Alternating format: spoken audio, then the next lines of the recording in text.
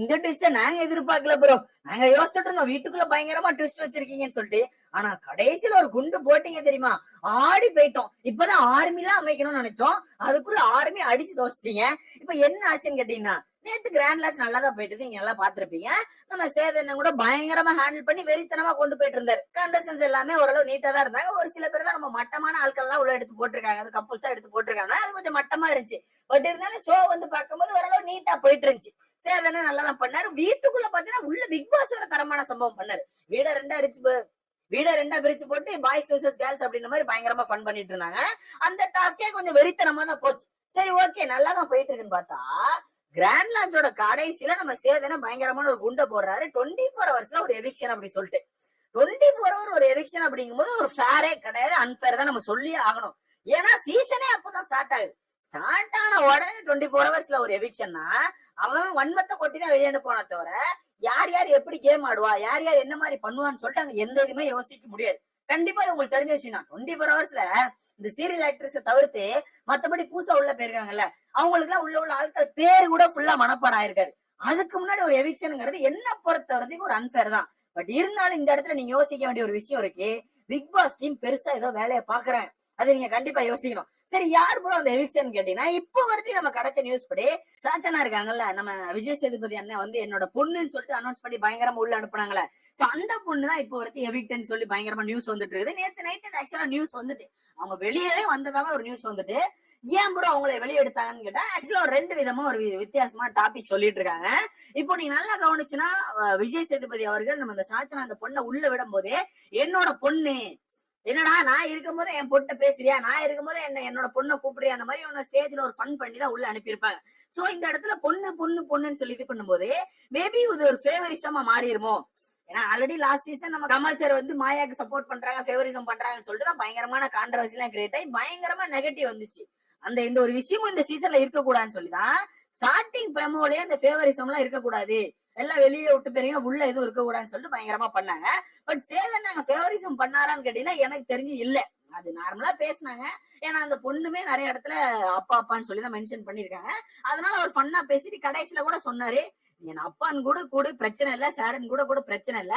ஆனா வீட்டுக்குள்ள ஏதாவது தேவையில்லாத வேலையை பார்த்துட்டு வீக்கெண்ட்ல வந்துட்டு அப்பான்னு என்கிட்ட வந்து நிக்க கூடாது, அப்புறம் நான் வந்து அப்பாவா இருக்க மாட்டேன், வேற மாதிரி பேசுவேன்னு சொல்லி அண்ணன் வந்து சொல்லியிருந்தாரு. சோ இந்த இடத்துல எனக்கு ஃபேவரிசம் தெரியல.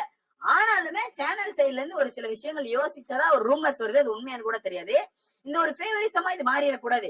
இப்போ காலப்போக்குல ஏதாச்சும் சாச்சனா வந்து நல்லதா பண்ணா கூட அதை வந்து சேதனை வந்து நல்லா பாராட்டி சொல்லும் போது வெளியிருந்து மக்கள் வந்து இது நான் ஒரு பொண்ணுன்னு சொல்லி பாராட்டுறாரு, உள்ள அனுப்பும் போதே பொண்ணுன்னு சொல்லி அனுப்புனாரு, அப்போ ஃபேவரிசம் பண்றாருன்னு சொல்லிட்டு அந்த ஒரு கான்ட்ரவர்சி திரும்ப வந்துடக்கூடாது, இந்த ஃபேவரிசம்ங்கிற கான்ட்ரவர்சி வந்துடக்கூடாதுன்னு சொல்லிட்டுதான் இந்த சாச்சனாவும் வெளியெடுக்கிறதா ஒரு நியூஸ் இருக்குது.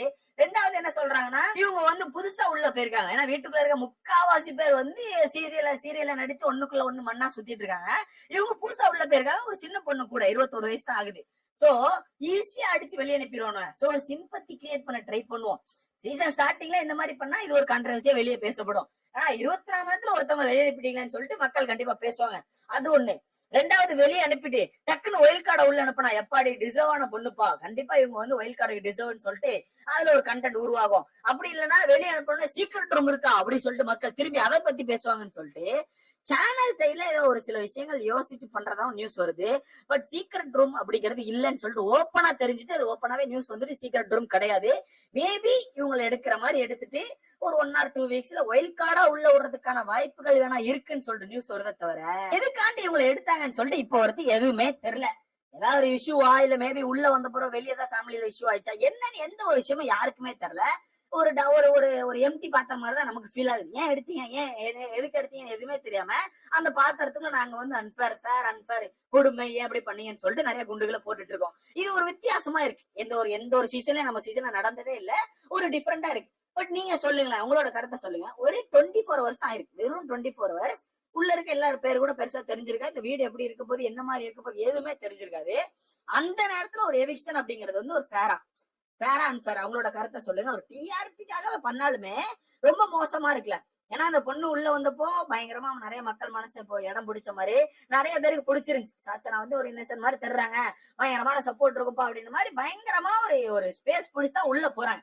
அப்படி போற பர்சனை டக்குன்னு அடிச்சு நீங்க வெளியே எடுத்தீங்கன்னா அது வந்து ஏன் இது எங்களுக்கு புரியல. இது வந்து ஏன்னு புரியல. பட் அவங்க தான் வெளிய வந்துட்டாங்க அப்படிங்கிறது உறுதியாயிட்டு, நெறைய இடத்துல நம்ம பார்த்துட்டு அவங்க வெளியே வந்துட்டாங்களாம் ஆக்சுவலா. சோ நம்ம வெயிட் பண்ணி பார்க்கலாம். இன்னைக்கு அது எப்படி வெளிய எடுக்குறாங்கன்னு சொல்லி நமக்கு தெரிய வரும். 2வது நான் ஃபர்ஸ்ட்டே சொல்லியிருந்தேன். வீட்டுக்குள்ள நெறைய சீரியல் ஆக்டர்ஸ் இருக்காங்க. அதெல்லாம் ஓகே ஒரு சைடு இருக்கட்டு. பட் இன்னும் ரொம்ப மட்டமான கண்டஸ்டன்ட்ஸ்லாம் இருந்த மாரி ஃபீல் ஆகுது அப்படின்னு சொல்லிட்டு, அது யாருன்னா நீங்க ட்விட்டர் பக்கம் போய் பார்த்தீங்கனாலே தெரியும்.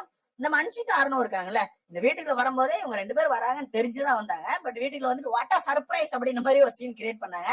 பட் அப்படி கிரியேட் பண்ணது கூட இருந்துட்டு போட்டுமே. அன்ஷிதா வந்து ஒண்ணு சொல்லியிருப்பாங்க, எனக்கு தேவையில்லாம ஹர்ட் ரேட் வருது, நான் எதுவுமே பண்ணல, சும்மா என்ன ஹர்ட் பண்றாங்க, சும்மா மக்கள் என்ன போட்டு அடிக்கிறாங்க அப்படின்ற மாதிரி நிறைய விஷயங்கள் சொல்லியிருப்பாங்க.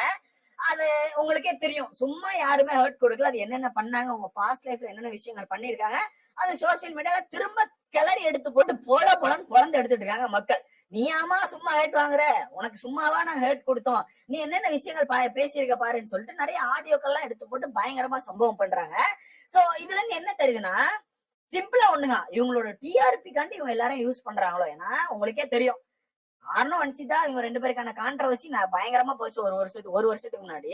சோ இவங்க 2 பேரையும் உள்ள எடுத்து போட்டா கண்டிப்பா ஒரு கான்ட்ரவர்சி ரிட்டர்ன் கிரியேட் ஆகும். இவங்க 2 பேருக்கான நேம் வந்து கண்டிப்பா காலியாகும். பட் வெளியே டிஆர்பி வைஸ் கண்டிப்பா மக்கள் பேசுவாங்க, எல்லாமே இருக்கும். சோ இவங்களை யூஸ் பண்றாங்க அப்படிங்கிறது பச்சையா தெரியுது.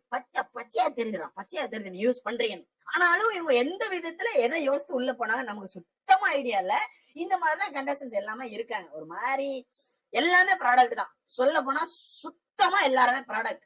மேபி அடுத்த வருஷம் எனக்கு தெரிஞ்சு இவங்க சைட்ல இருந்து பார்ட்னர்ஷிப் போக போகுதுன்னு நினைக்கிறேன். மேபி இந்த கலர்ஸ்க்கு எதுவும் போயிடும் நினைக்கிறேன். அதனால இந்த ஒரு வருஷம் தான் இருக்க போகுது. நம்ம ப்ராடக்ட் எல்லாம் அள்ளி போட்டு ஒரு ஷோ நடத்திடும்னு சொல்லி நடத்திட்டாங்களா என்னன்னு ஐடியாவே இல்ல. ஆனா ஃபுல் அண்ட் ஃபுல் அவங்க ப்ராடக்ட் மட்டும் தான் இருக்கு. இதெல்லாம் முக்கியமா கடைசியா ஜாக்லின் உள்ள போனாங்க, நீங்க கண்டிப்பா பாத்துருப்பீங்க.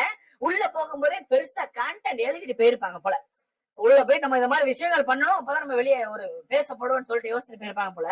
உள்ள போனோடனே ஆல்ரெடி இந்த பெட்ரூம் விஷயங்கள் பிரிச்சு விட்டுட்டாங்க. நீங்க பாத்துருப்பீங்க. பெட்ரூம் விஷயங்கள் பிரிச்சு ஆண் பெண் 2 பேரும் அவங்க இடத்துக்கு போயிட்டாங்க. போன பிறகு இவங்க உட்காந்து நாங்க ஒத்துக்க மாட்டோம், நான் ஏத்துக்க மாட்டோம், நான் இல்லாதப்ப இதை பண்ணிருக்காங்க, நான் ஏத்துக்க மாட்டேன், இதை ஒத்துக்க முடியாதுன்னு சொல்லிட்டு பயங்கரமா ஒரு விஷயத்த கிரியேட் பண்றாங்க. அதுக்கு வெளியே இருந்துட்டு நம்ம தீபக் ஒரு ஏத்தி விடுறாங்க, நீ போய் தூங்கு, ஏன் தூங்கல, உனக்கு அதை ஒத்துக்க பிடிக்கலையா, அப்ப நீ வெளியே கூட படுத்துங்க, நீ அதை ஒத்துக்காத அப்படின்னு மாதிரி தீபக் வேற ஏத்து விட்டு போயிட்டாரு. இப்போ என்ன பண்றாங்கன்னா வெளியே படுத்துக்கிட்டு உட்காந்து என்ன கூப்பிடுங்க, கன்ஃபரன்ஸ் ரூம் கூப்பிடுங்க, நான் பேசணும், எனக்கு ரொம்ப கில்ட்டா இருக்கு, எனக்கு ஒரு மாதிரி கஷ்டமா இருக்கு அப்படின்னு. எனக்கு எதுக்குமா கில்ட்டு? அவங்க ஆல்ரெடி அந்த இதை முடிச்சிட்டாங்க. அவங்க ஆல்ரெடி அந்த டாஸ்க் ஆல்ரெடி முடிச்சிட்டாங்க. இப்ப வீடெல்லாம் பிரிச்சு போயாச்சு. பாய்ஸ் அவங்களுக்கான ஒரு பெனிஃபிட் அதுல கொண்டு வச்சுட்டாங்க. எங்களுக்கு இப்படி இருக்கணும், எவிக்ஷன் 1 வீக் பண்ணக்கூடாதுன்னு சொல்லிட்டு அவங்க இதை வச்சுட்டாங்க. அது ஒத்துக்கிட்டாங்க, எல்லாமே போயிருச்சு. ஏன் நீங்க புதுசா வந்து அந்த இடத்துல சீன் கிரியேட் பண்றீங்க? திருப்ப அந்த இடத்துல நான் ஒத்துக்க மாட்டேன்னு சொல்றது, அப்புறம் நைட்டு மல்லாக படுத்து இருந்து அழுற மாதிரி ஒரு சீன் கிரியேட், அதுக்கு நாளே இவ்வளவு சீன் கிரியேட் பண்ணணுமா? வெல் ப்ரிப்பேர்டா வந்திருக்காங்க. அதாவது கண்டென்ட் கொடுக்கணும் அப்படிங்கறதுக்காண்டியே வந்த மாதிரி எனக்கு ஃபீல் ஆகுது. அதே மாதிரி இந்த சாச்சனா இதுவும் கண்டென்ட்னு சொல்லுங்கடா, கொஞ்சம் மனசாரதலா இருக்கும். ஏன்னா நிறைய பேர் ஆர்மி கிரியேட் பண்ணாங்க. முக்கியமா கருப்பு சொக்கா போட்டு சுத்துறவங்க ஆர்மி கிரியேட் பண்றேன்னு சொல்லிட்டு இருந்தான். சோ அதனால அது என்னன்னு பார்த்து பண்ணுங்க. எவிக் பண்ணிட்டீங்க, அவங்க வெளியே போயிட்டாங்கன்னு தெரியும். வைல்ட் கார்டுக்கு அனுப்ப முடிஞ்சுன்னா பார்த்து டக்குன்னு அனுப்பி விடுங்க. ஏன்னா நல்ல ஒரு சப்போர்ட் வந்துச்சு. அதுக்குள்ள நீங்க டப்புன்னு முடிச்சிட்டீங்களோன்னு சொல்லிட்டு மன வருத்தமா இருக்கு. கொஞ்சம் பார்த்து பண்ணுங்க நண்பர்களே. இத பத்தி உங்களோட கருத்துன்னு சொல்லி மறக்காம கமெண்ட்ல போடுங்க. எனக்கு 2 விஷயம் தோணுது. ஒண்ணு, விஜய் சேதுபதி பொண்ணுன்னு சொன்னது ஃபேவரிசம் ஆயிரும்னு சொல்லிட்டு பயந்து பண்றாங்களா, இல்ல 2வது சிம்பத்தி கார்டு எதுவும் கிரியேட் பண்ண ட்ரை பண்றாங்களா? உங்களோட கருத்துன்னு சொல்லி மறக்காம கமெண்ட்ல போடுங்க. அடுத்த வீடியோல